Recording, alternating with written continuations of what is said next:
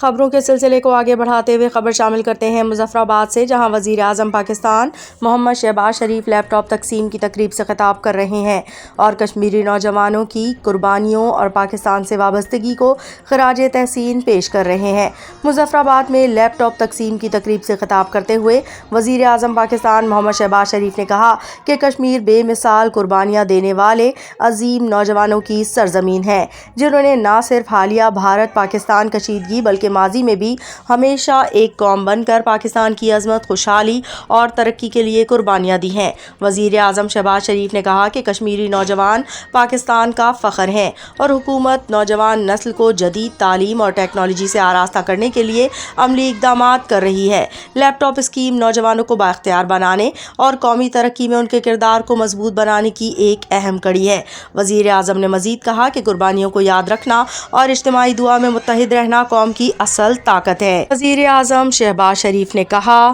ہر وقت آپ کی آواز سے فضا